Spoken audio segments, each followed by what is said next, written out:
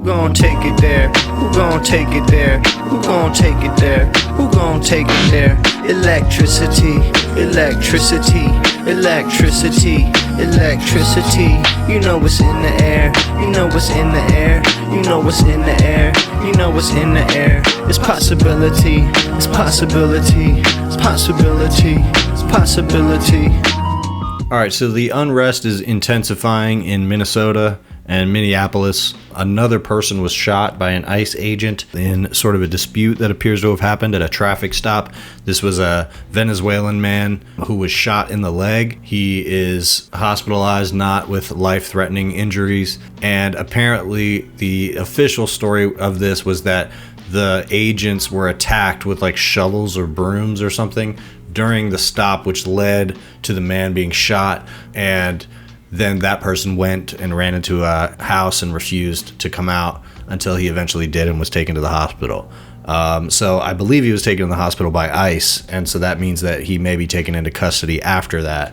So Jacob Fry, the mayor, and Governor Tim Walz have been on TV talking about this, trying to get the federal agents to leave, talking directly to Donald Trump, also talking directly to protesters and people that have taken to the streets because of these murders and violent incidents, and telling them to keep it peaceful, telling them not to overreact and to remain calm, etc. And so that really is where we come to the crux of American political life at the moment. And it's interesting that the conversation has come back to this because we were just on Venezuela, and that was one of the biggest, most sweeping moves that Donald Trump has made in this second presidency so far. And I thought we were going to be on that for a while because his base is the one that is supposedly anti-war, and there have been cracks in the base over issues like that, more with Iran than it seems with Venezuela. And yet now we are on this topic of ICE, and it has been much more explosive. Now this is a different situation because Trump's base is largely in favor of this. So they are going to go much further out of their way to defend this, especially the top line commentators, than some of them might do on the issue of war, because on the issue of war, they had more of an interest in protecting their reputation with their audience, constituents, whatever. Whereas on this, it's always been understood that these ICE raids and Donald Trump's immigration policy was going to be draconian, it was going to be violent and brutal. And so they want that, and they have no problem if people get shot in the face for the most part. There might be some so-called normies that get broken off of the Trump coalition because they see how terrifying this is. But for the most part, this is the opposition side that is now being activated because of this murder of Renee Nicole Good. And I don't think that that's due to anything other than just circumstance. I think this murder happened because it was bound to happen eventually. And so now here we are. So here is what Governor Walz said about this. He makes some reference to mutual aid and protesting, and a few days ago said that he was putting the National Guard on notice to be deployed over this, although he hasn't done that. So that's the center of what I want to get to. But here's what he had to say about it last night. What's happening in Minnesota right now defies belief. News reports simply don't do justice to the level of chaos and disruption and trauma the federal government is raining down upon our communities. They're pulling over people indiscriminately, including U.S. citizens, and demanding to see their papers. And at grocery stores, at bus stops, even at our schools, they're breaking windows, dragging pregnant women down the street, just plain grabbing Minnesotans and shoving them into unmarked vans. Just yesterday, 6 federal prosecutors, including the longtime career prosecutor leading the charge to investigate and eliminate fraud in our state's programs, quit their jobs rather than go along with this assault on the United States Constitution. But as bad as it's been, Donald Trump intends for it to get worse. This week, he went online to promise that, quote, the day of retribution and reckoning is coming. All across Minnesota, people are stepping up to help their neighbors who are being unjustly and unlawfully targeted. They're distributing care packages and walking kids to school and raising their voices in peaceful protest, even though doing so has made many of our fellow Minnesotans targets for violent retribution. Let me say 4 critical things to the people of Minnesota. 4 things I want you to hear as you watch the news and look out for your neighbors. First, Donald Trump wants this chaos.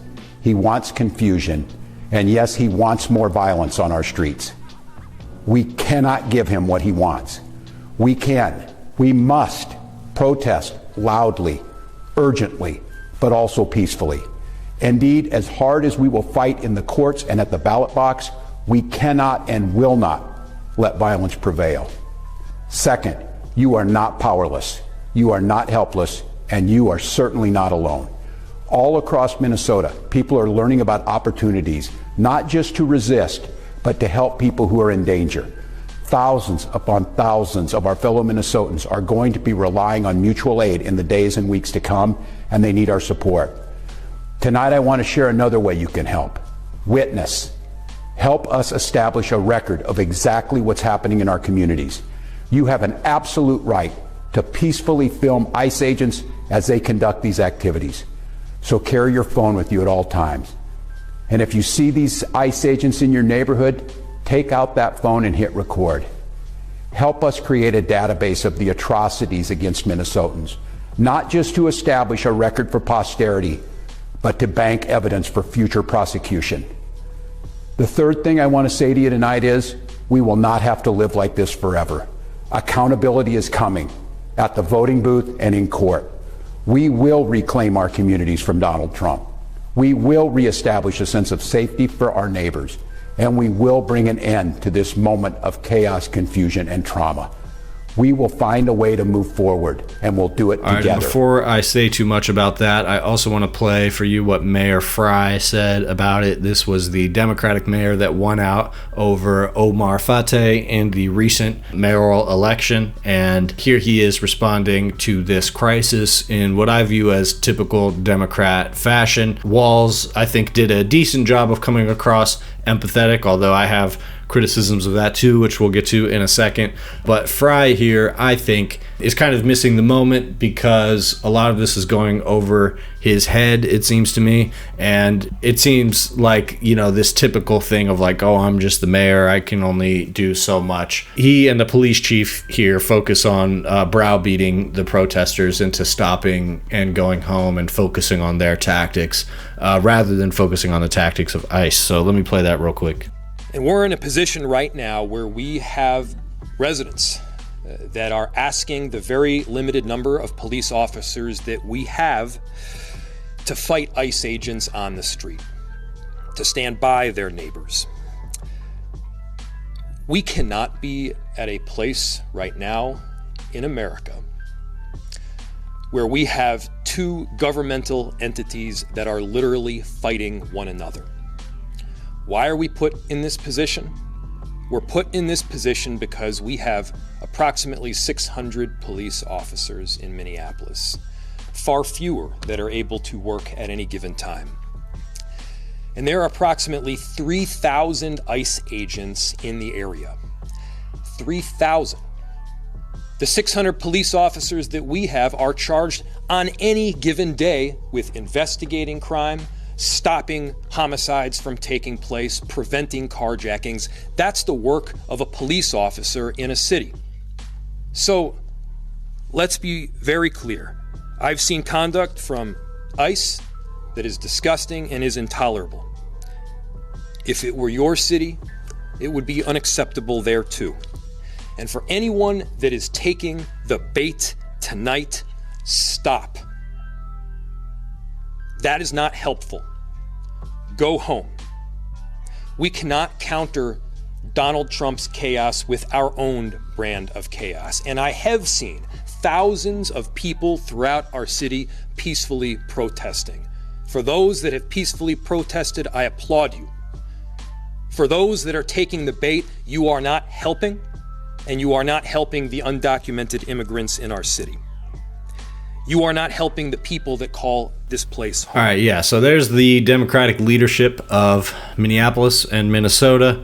So what they're both saying here is that these agents are brutalizing people and violating people's rights. We all know this, emphasizing how awful this is, and also saying that protesters need to go home and not agitate and not, make this worse because that's what Donald Trump wants, et cetera, et cetera.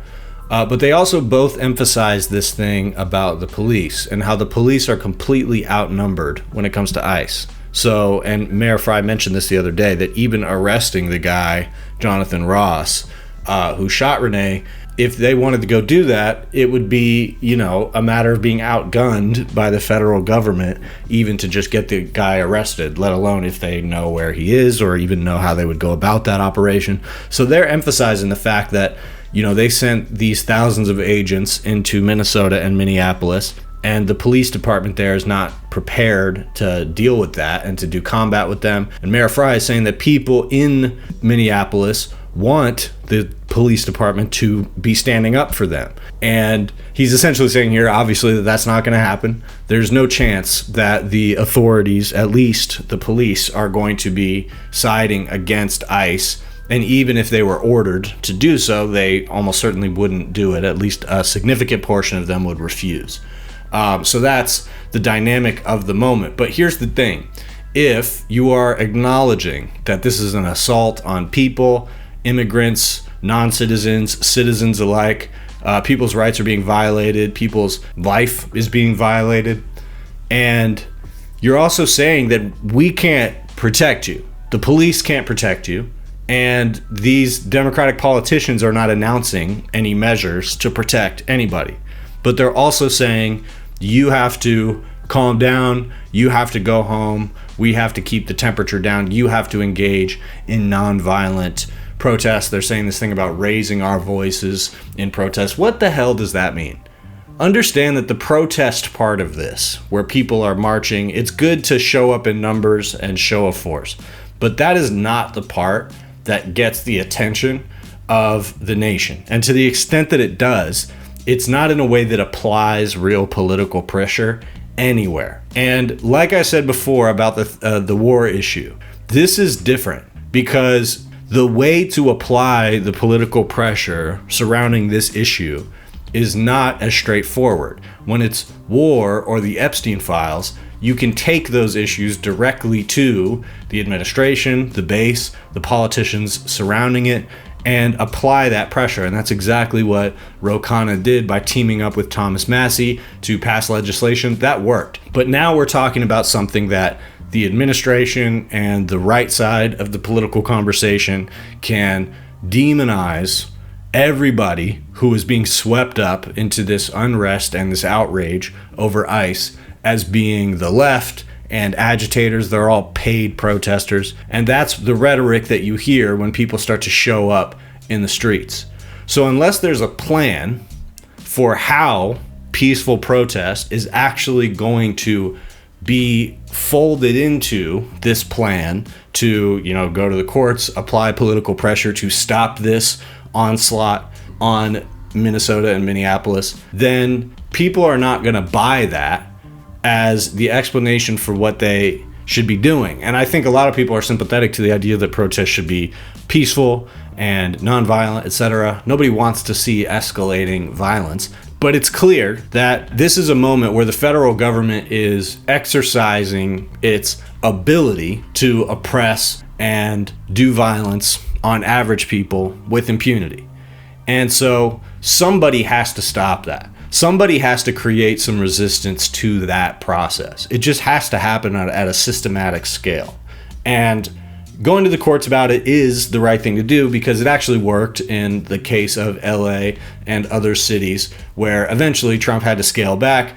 But ICE is still present and still kidnapping people in LA. They're not completely gone. They just lost the ability to do this major show of force, and Trump's attention shifted elsewhere. So that is what's going to happen here in Minnesota, is that eventually this is going to go through the courts, and then chances are decent that the courts will make things harder for Trump to do that, and his attention will kind of shift. But by then, how many people will have been kidnapped? How many people will have been injured or murdered by these agents? And the strategy of these Democrats when it comes to what they're telling the people of their towns right now is to just let it happen and to, do the peaceful protests and not actually resist. So I appreciate what Walz is saying about making sure to film them and to exercise the right to film them. But here's the thing.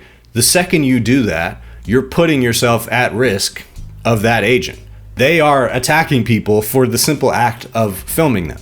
So if you're going to tell people to do that, there has to be some kind of plan to protect them. And again, you're telling them that you're not going to deploy the police to do it. So who the fuck is going to do that? So I also like that Walz gestures at mutual aid here, and that really is going to be the answer. I think also people need to start taking up arms, seriously, in terms of defense and community defense. And if you have the ability to help the people in your community arm themselves, you should do it. And I don't say that lightly. I don't know what the laws for that are in Minnesota, but honestly, who cares? And frankly, that's the way that Democratic politicians need to be talking right now.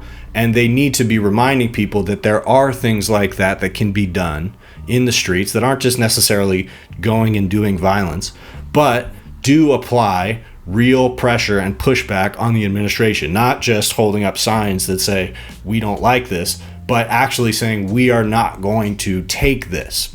And the other thing that Walz could do that I think would go a long way with that, and especially gets into this idea of him deploying the authorities and the National Guard. He's hinted at that before, and some people are calling for that, other people are cautioning against it. But there are other members of the Minnesota community that on the 23rd are calling for a strike of sorts, or a day of action, where people are taking off work, taking off school in order to protest this. So that is real action. Anything where you're disrupting the economy or, the general flow of commerce and business as usual, that is a real tactic. And Democratic politicians can call for that sort of thing. It is a thing that they can do. And I think it's clear that the people of Minnesota and Minneapolis need to see that there is somebody who is going to step in and defend them. And these politicians have an opportunity to do that and to show what that can look like. So when it comes to the National Guard, like I said, Walz has said that he is ready to do that. He essentially issued an order telling them to be ready to be deployed. Some people are saying that he should do that. Others are saying that the National Guard during the George Floyd protests were issued to help the police tamp down protests and were used against protesters. And it is entirely likely that even if Walz were to deploy them to so-called help the protesters or whatever, that's what it would turn into. It would turn into a way to tamp down the unrest rather than actually challenging the power of the agents in any way. Because, if you're going to have the National Guard do that, you're going to really have to stand behind that order. And there are going to be some of them, again, just like the police department, that don't want to do it. And you legitimately might end up having real gunfight or at least a standoff between the National Guard and the federal police. But there's a couple, I think, strong arguments for why and how Walz could do that. First of all, being that if he doesn't call them, Trump might try to at some point, especially if the unrest continues. Now, the courts have ruled against him on that in other states, so it's possible that he won't do it because of that. But if Walz calls the National Guard, it would be him exercising his authority, his ability to do that over Trump, and preempting Trump on that, and also utilizing them against the federal government and these federal agents would send a strong message about what the states across the country can and can't do to defend themselves from this. Because Democrats are finding themselves in this totally hapless situation where these agents are invading these cities, taking whoever they want, kidnapping people, totally violating the law and people's rights, and shooting people in the face. And Democrats have no course of action. So there is a course of action in doing something like deploying the National Guard. The question is, how exactly do you do that? Well, if Walz and Fry harmonize with the community members that are calling for this day of action, and I think they should call to extend it to be like a real fucking strike, call for that and then call for the National Guard to protect those strikers, because that is going to send a powerful message that the National Guard, which is the people of Minnesota, is there to protect you against these federal agents that are violating people's rights. And it would also start to articulate on the national stage that the authorities of the federal government in this instance are not legitimate and are being called into question. And is this Civil War territory that we're talking about? Yes, it is.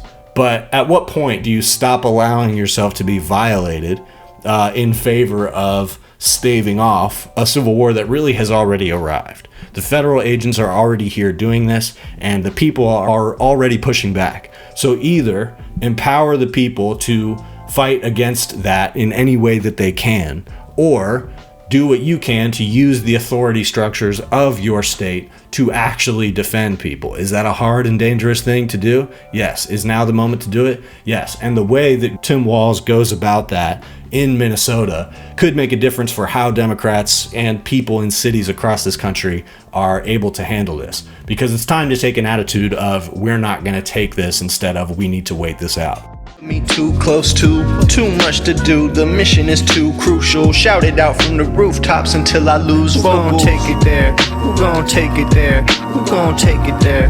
Who gon' take it there? Electricity, electricity, electricity, electricity.